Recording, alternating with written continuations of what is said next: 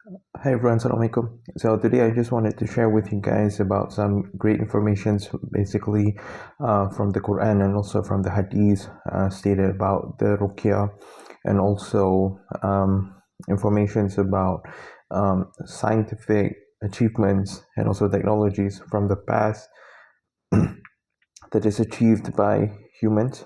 So this is something about the Ruqya. So Ruqya is something like in layman's terms is something like a mantra or something like that. So where you basically say a word, something on water, it actually affects the water, and then you drink this water, and then it actually has a healing effect on this water. So this is what a ruqya is. So in Islam, there's a concept of a ruqya. So we call it ruqya sharia. So why do I want to share this with you guys? Because the science behind ruqya sharia is very nice. That you can actually influence the properties of water just based on the words that you say on the water. So how does this happen? So I just wanted to share with you guys about the science behind this, because those science about properties of water that is affected by vibrations is not really well known by humans. Well, there's also some studies about it. It's just that it's not that in the mainstream physics science studies. So, so before we want to know about the uh, mechanisms of how the mantra Ruqya actually works, so we can actually dive deep inside how the snowflakes actually forms. So if you study about the snowflakes, you can notice that the snowflakes is actually influenced by certain kinds of humidity, heat, temperature, and also vibrations on the snowflakes. It actually shapes the forms of the snowflakes that the water vapor actually forms into the shapes. So the snowflakes has basically a hexagonal shape. Excuse me for my English. So this shape is actually is very sensitive towards vibrations. So same goes to the characteristics of the water of any liquid molecules of water. So what happened is that if you recite, let's say, Al-Fatiha, because Surah Al-Fatiha in the Hadith said that it is a form of a ruqya. It has a ruqya effect. So if you recite Surah Al-Fatiha onto water, what happens to the water is that it will rearrange itself to become in a hexagonal shape, and then it forms like the snowflakes formations. So this is what will happen onto the water if you recite Surah Al-Fatiha. And if you recite a lot of other things, let's say any other parts of the Quran that also has a ruqya effect, it would actually makes the water change its shape, molecule, bond.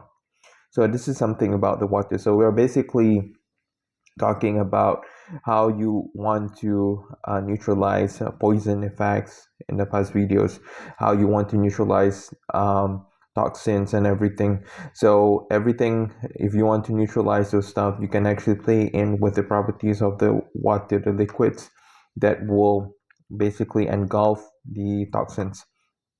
So this is how ruqya, this is how mantra, well, in Islam is ruqya sharia, actually can actually give a healing effect because of the properties of water.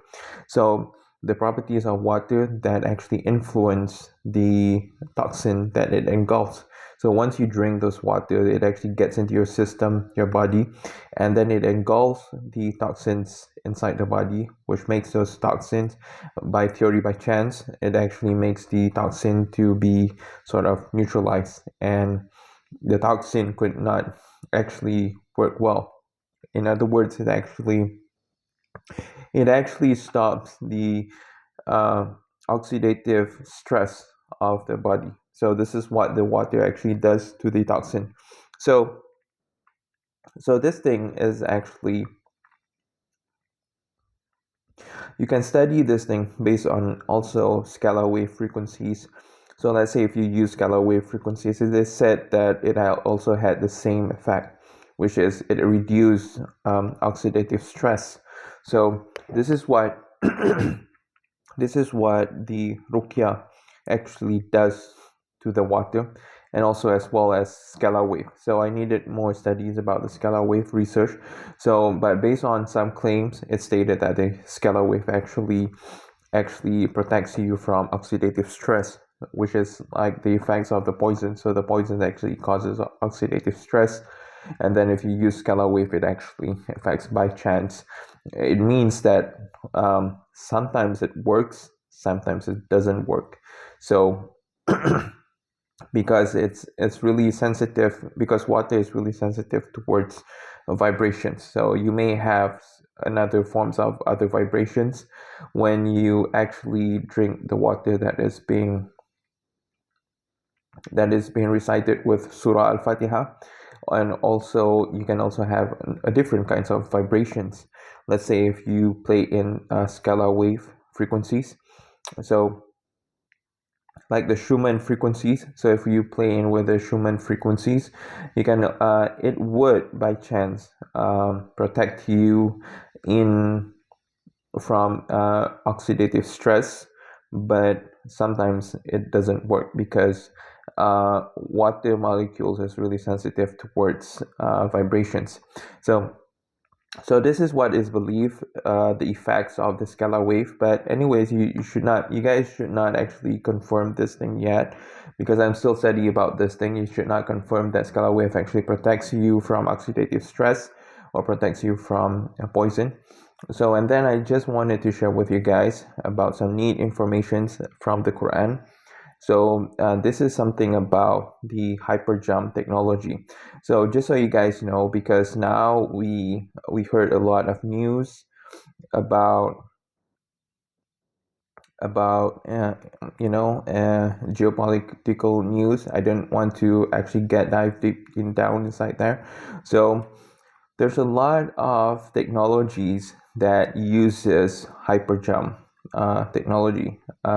Like, let's say you have countries that develop hyperjump technology, which is um, it's called the hold on, what's the word?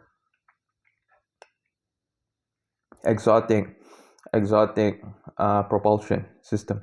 So what a hyperjump technology does is that you can basically accelerate from zero acceleration.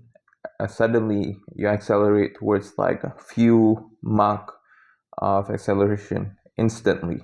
So this is something like a hyperjump technology. In the Quran, it's already mentioned in Surah An-Naml.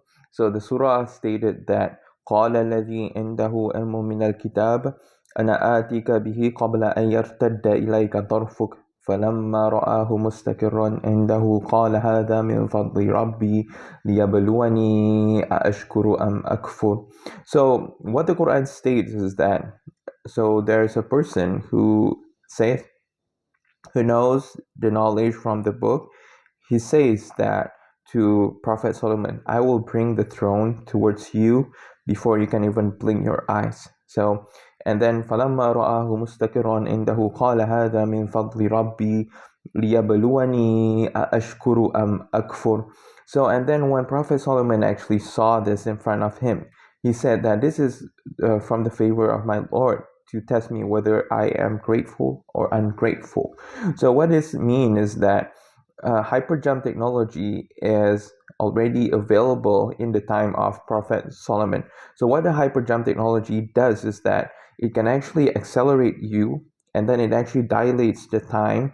So it causes a time dilation due to the ether effect, the compressions of the spatial compressions of the ether, and then it causes the person inside the field bubble to experience a dilation time, which means that the person can do things, a lot other things, in a very short period of time. Let's say in a period of time before a person ever blinks your eyes. So a person, the rate of the eye blink is about like a few fractions of a second.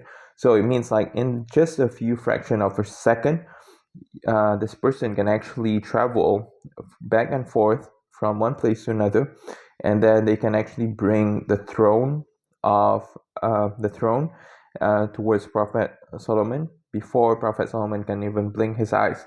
So I basically wanted to share with you guys about this thing. How do I know about this thing? How do I came to know that this is a hyper jump technology and stuff like that? So just to share with you guys, I did some research about this topic. So for the past, like I think about since about 4 years, around 4 years already, about this research. So what happens, what I found is that hyperjump technology actually exists, and then there's a lot of countries actually develop hyperjump technology. So this is why you can see that certain countries, they had the upper hand in terms of the technology of like stealth jet, let's say stealth jet, excuse me. They have the upper hand in terms of like how many Machs the stealth jet can actually travel and stuff like that. So one of the jets that they develop is a hyperjump technology. So it's called the hyperjump technology because it actually creates a false gravity just in front of you. So what the false gravity does is that it actually makes your body fall towards that gravity. This is what it calls hyperjump technology. So I've been doing the experiment about the hyperjump technology for the past few years already. So the results was actually really interesting that this technology actually exists. You can develop an ionocraft, and then what you notice that based on the ionocraft, how the ionocraft floats in mid-air is that it's basically creating a false gravity just above it, just above the ionocraft. So the ionocraft actually falls towards the false gravity. So that's what it's called. The term is that it's a false gravity, so artificial gravity. So in my past research that I did, I managed to actually develop an artificial gravity. So to develop an artificial gravity, it's quite simple to do so. So it's actually easy to develop an artificial gravity where you play in with the electrodes, the capacitors. So it's a form of like a capacitor that you actually play in with the geometrical shape of the capacitors, and then it actually creates a net force of a gravitational well. That's what it's called. So, and then what happened was that anything that is it depends on the strength of the gravitational force. So if the gravitational force is strong enough, it would actually make everything fall towards that point of gravity. So this is how it works. So the Quran already mentions about this thing. I think this is a very important and a very interesting, it's a very interesting scientific fact to share with you guys. So So based on my research, what's been done is that I found out that everything that comes close to this system that I created, the ionocraft, actually fall towards a point. It's not really a point, a position where the gravitational field is formed. So this is something about the hyperjump technology. So once you know about how the gravity works, so gravity actually dilates time. So which means that if you have, because it's due to the fact that it's a compression of the ether, so the compression of the ether makes you have the ability to move faster than those who are not in the field bubble of the ether compression. So this is how things work, and then this is how you can actually achieve hyperjump capabilities while at the same time you don't feel the effects of g forces, you don't feel the effect of, let's say, the time actually moving fast.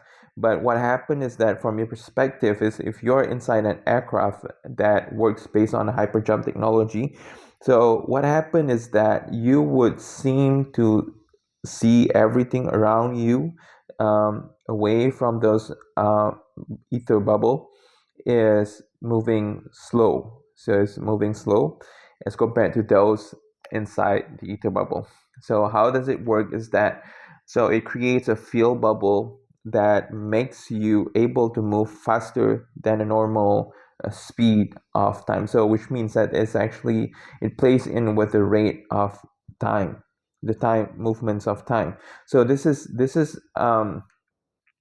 basically a technology that is already available since the time of Prophet Solomon. This is actually stated in the Quran.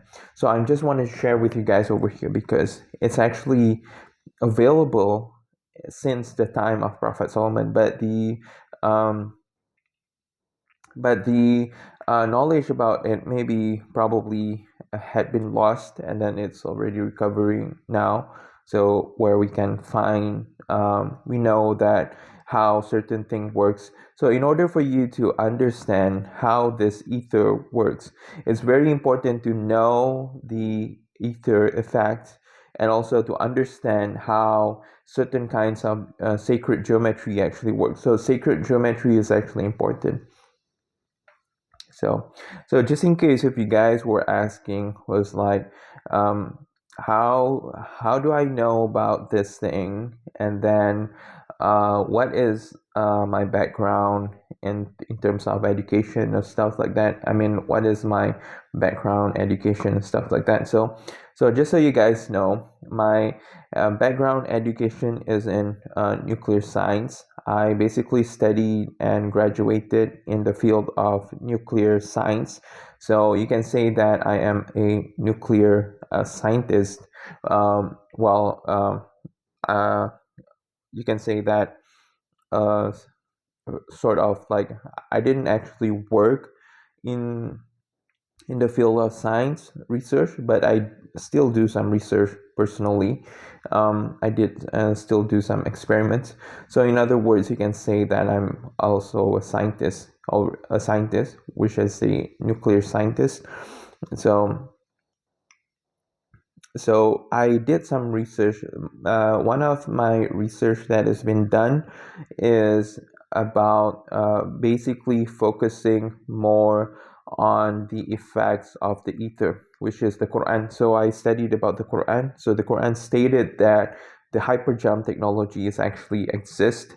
So, and then once you study about the science of hyperjump, you would notice that this is a fact and a reality, that the gravity, false gravity, artificial gravity, whatever we want to call it, the artificial gravity actually dilates time. It causes the time to actually move much faster, so that the person actually can actually do a lot of things inside the field bubble. And then you also have, I did some research, quite a lot of research as well. I also did some research, mainly study about the Islam and everything based on science. So this is some of the research that I done. So this is basically just to share with you guys some neat informations about hyperjump technology. So hyperjump technology actually exists. So just again, I just wanted to emphasize on this, just in case if you guys were asking, was like, how can I do a lot of know about this stuff, everything. So because I basically did some research, my own research about this issue, and also my background education is in nuclear science. So I studied a lot about the nuclear science. So we heard a lot of news now about uh, about scientists, everything, but I didn't want to go deep dive inside that. So,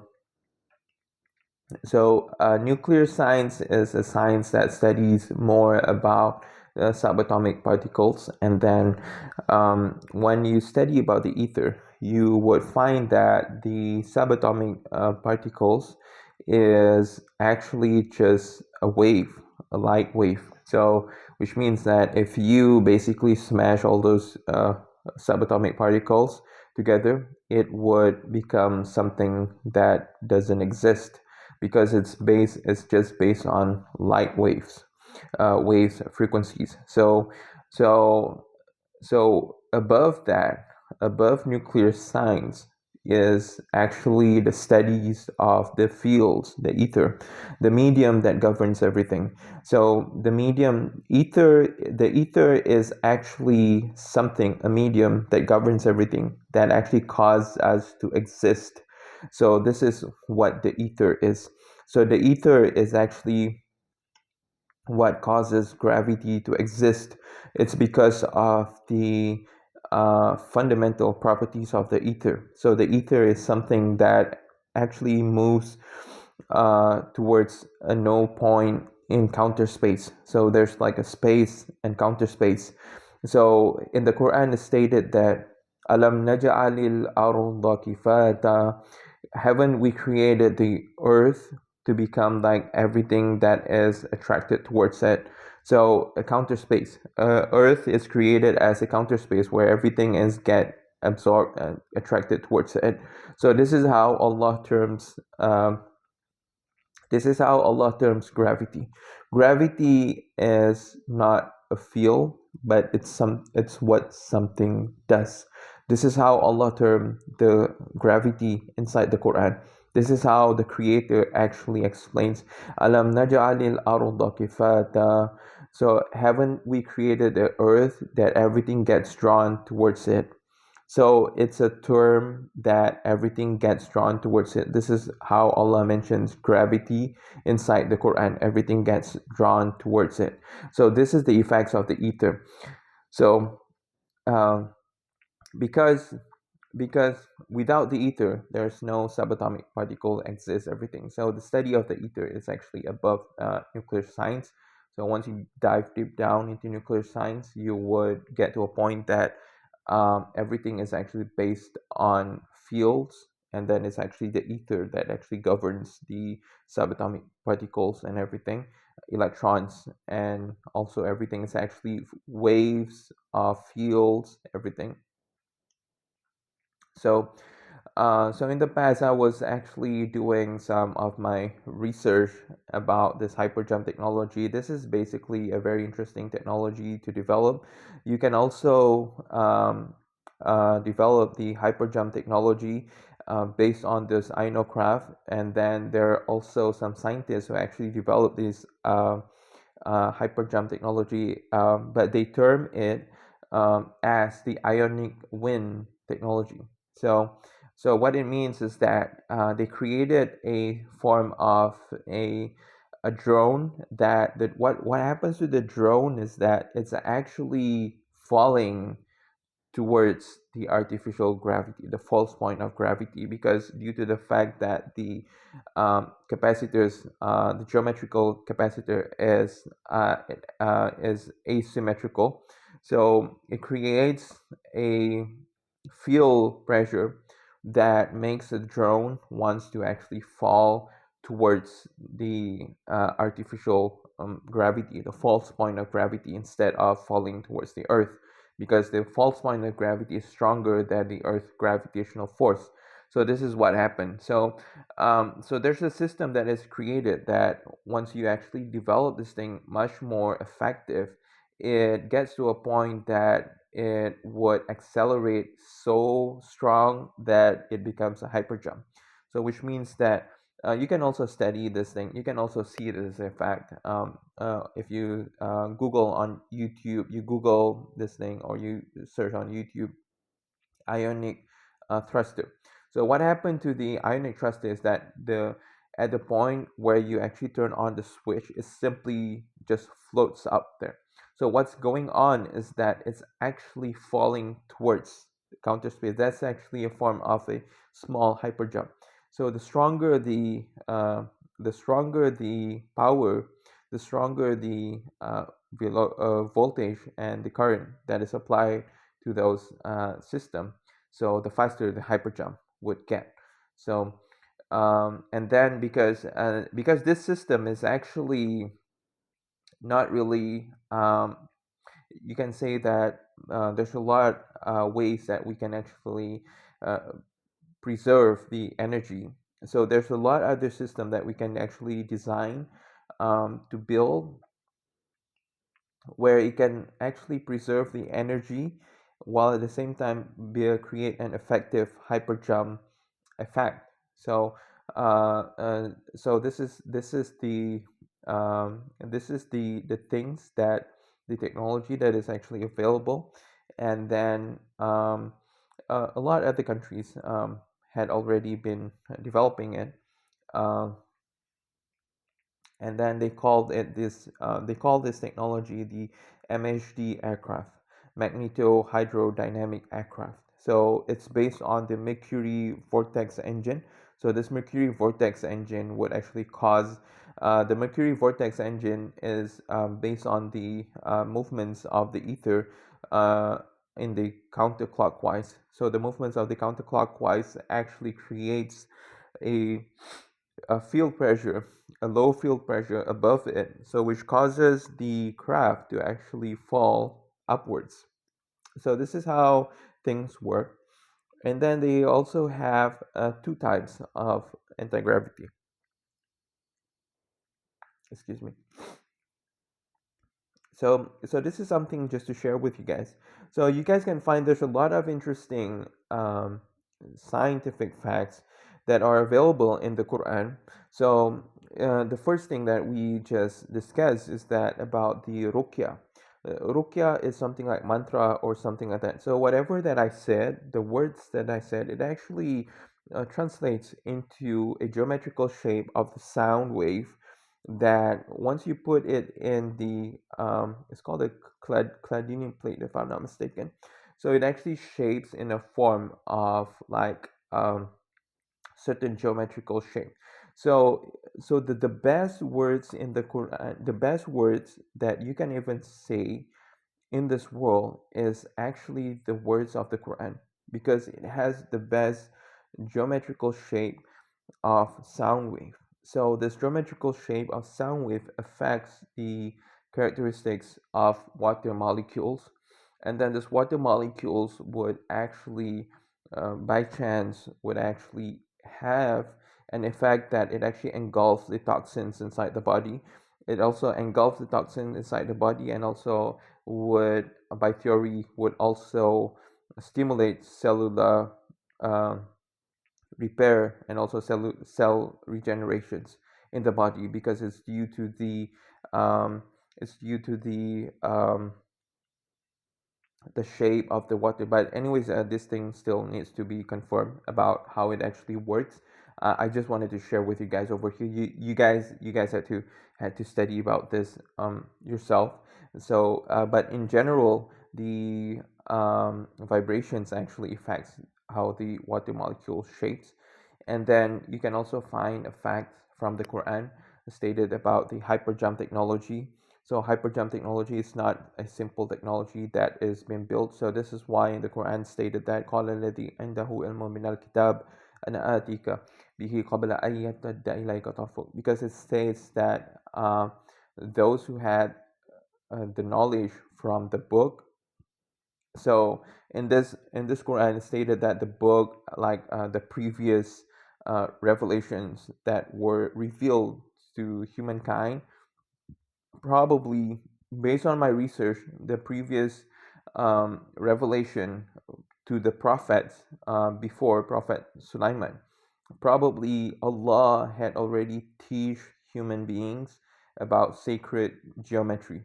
Because if you go to a lot of the religions all around the world, some of the religions that you find in their scriptures, it stated a lot about sacred geometries, the power of numbers, the power of prime numbers, everything. And then what's important about this is that in the hadith, it stated that Allah is uneven, He likes uneven numbers, which means that Allah is one.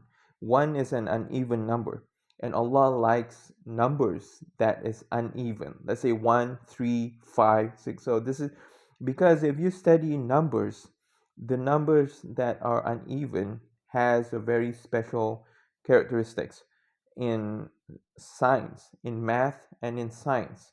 You can find that the Fibonacci sequence is based on the prime numbers, everything. And so I'm not mistaken, it's based on the prime numbers. It's based on the uneven numbers. So this is the imprint of Allah.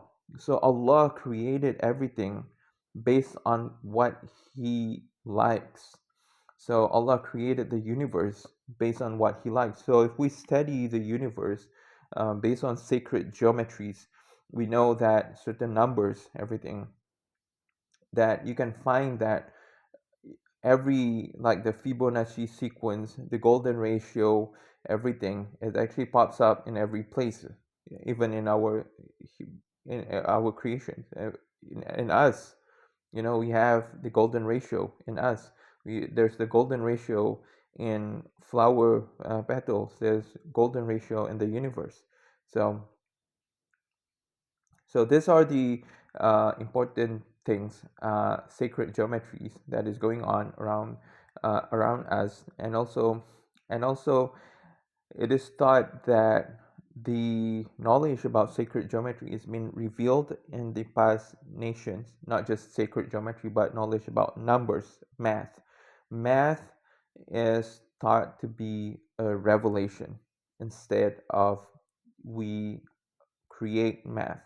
Humans don't create math. So, based on my study, math is seems to be. I mean, some parts of the math seems to be a revelation by Allah towards the past nations. So this is why you find a lot of the past nations, they play in a lot with the golden ratio. They play in a lot with the sacred geometry, everything, because it's a revelation by Allah. And then in the Quran, it's stated that قال الذي عنده علم من الكتاب أنا آتيك به قبل أن يرتد إليك طرفك. It clearly states that uh, said the one who had knowledge from the book, I will bring it to you before you can even blink your eyes. So it clearly states out that there's a revelation in the past that actually teach you a knowledge that you can achieve hyperjump technology, because if you study about hyperjump technology, you would know that the only way to achieve hyperjump technology is by understanding sacred geometry. So sacred geometry, and then once you study sacred geometry, it is actually a lot related to a lot of the religion that is in this world. Let's say you go to a lot ancient religion in this world. I'm not stating that those religion are actually the true religion or stuff like that, because Islam is the true religion. So what is stated in the Quran is that once you do the research, it the theory actually points out that Allah had revealed sacred geometries and math towards the past nation. So, but what happened to those past nations is that the message of monotheism actually changed through time. So instead of worshiping Allah, they worship false god.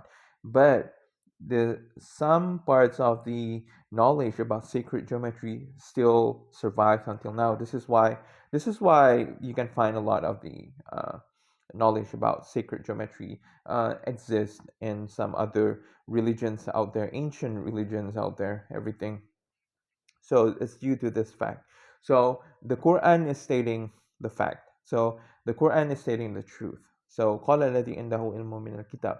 So it means that it's a past revelation. So you can find this evidence that there's a religion that actually focus on sacred geometry, because it was revealed to their prophet in the past nation to to their prophet in on the past nations that about sacred geometry, knowledge about sacred geometry, and then some knowledge of the sacred geometry actually survives until now, but you can find that the message of it actually changes. So instead of like saying that Allah is one, they said that there's a god of like the god of the sun, the god of whatever it is.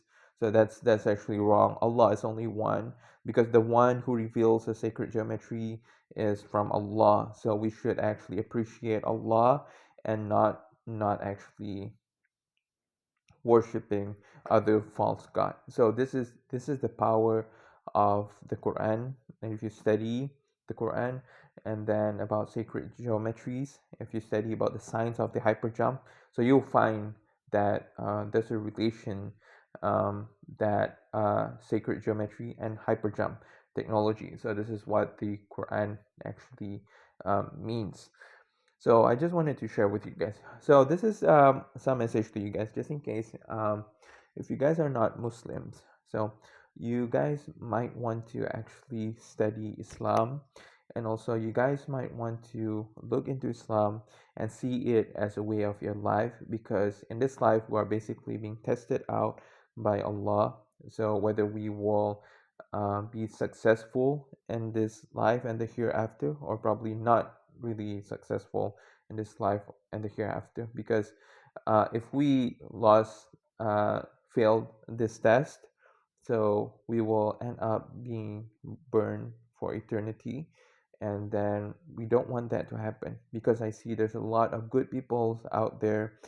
We don't want this to happen to us. We don't want to let ourselves to get burned in hellfire for eternity just because we failed the test. So what the answer for this test is that in this life we needed to worship Allah, and also we needed to believe that there's no God except for Allah, and then the Prophet Muhammad is his messenger.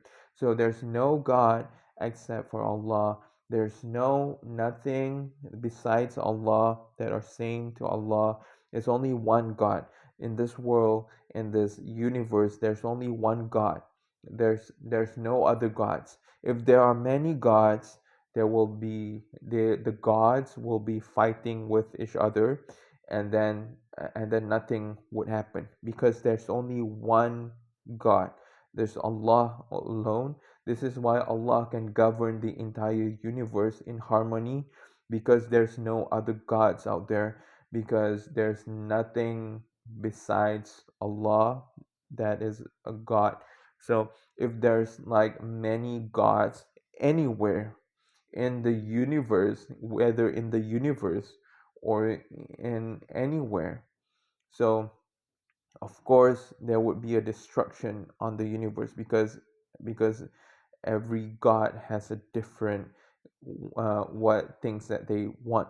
So if there's many god, there's only one god in this entire universe. So what if you ask, like, is there anything above God? No, there's nothing above God. Okay, so this is basically just to share with you guys, there is nothing above God. So above the seven heavens, there's the seven heavens, seven layers of the skies, which is the space, seven layers of the space. Above that, there's basically the Sidratul Muntaha, and then above that, there's the Arash of Allah, Kursi of Allah, and then above that, there is nothing. So nothing that is besides Allah. It's only Allah, and then Allah created us, and then there's nothing, no God except for Allah. So this is the only test that we are basically being tested out. We're basically being tested out just to acknowledge that there's only one God, there's no God except for Allah, and Allah had already sent in the messenger to remind us about this fact. So we needed to acknowledge that there's no God except for Allah, and then the Prophet Muhammad is his messenger. Prophet Muhammad, and there's a lot other prophets out there. There's a lot other prophets, including Prophet Isa. So you guys call Isa Jesus. Jesus is a prophet. It's Jesus is a prophet. So in Islam, Jesus is a prophet. Moses is a prophet. So and then there's a lot other prophets also that we don't know. All of them have one message, which is to worship God and to basically leave back everything false God. It's just to worship one God, Allah, and to leave back all the false God. So there's no God except for Allah. You guys who are not Muslim, this is a very important message to you guys, because there's a lot of good non-Muslims out there. We don't want to put ourselves to be punished in hellfire for eternity just because we didn't acknowledge that there's only one God, and then the prophet and all the prophet is actually a messenger of Allah to remind us in this. We were basically being tested out. So so this is basically just a message to you guys. I hope that by reminding this thing, Allah would also forgive me, and this is basically I'm trying to do my best so that we don't want to be I don't want to be a part of those that has been destined for hell fire for eternity. May Allah destine that I won't be a part of those been destined to go to hellfire for eternity. May Allah destine that me and also you guys to be a part of those that are destined to go to heaven for eternity. We don't want to go to hellfire for eternity, so we want to go to heaven for eternity, inshallah. May Allah destine us to go to heaven for eternity, inshallah. I mean, may Allah destine that our predestination in this life and the hereafter are good predestination, which is that we can go to heaven for eternity. Because so why are there a lot of non-Muslims out there? So that's the question, right? So God is one. There's a lot of messenger, just the same God, just from just the same message, worship one God. Why are they non-Muslim? That is because that's the predestination that Allah had put towards the human beings, so that a lot of the human beings will end up to hellfire for eternity. This is a bad predestination. We don't want to be a part of that. So the mercy of Allah came from the messenger. So the mercy of Allah for us to actually free ourselves from this bad predestination only came from the messenger. So if we follow the message, which is to worship only one God, and we follow the message that came from the messenger to worship one God and to acknowledge that those are actually the messenger of Allah. So so we're basically free from the predestined. Not really that free. So because we're not yet there. So but at least we free ourselves from being a kafir, and then we hope that we will die as a Muslim, so that we will not be burned in hell for eternity. So this is basically just to share with you guys. So just in case if you guys are not Muslim, please do look into Islam and then study Islam. And also you guys also want to basically um, do some research. Just just ignore whatever other people said about Islam are bad or something like that. Just forget about that, study about Islam, because this might actually save you, and also from the pre-bad predestination. I'm doing this basically, I hope that may Allah destine that I will be predestined to go to heaven, inshallah. And also may Allah destine that you will also predestined to go to heaven for eternity, inshallah.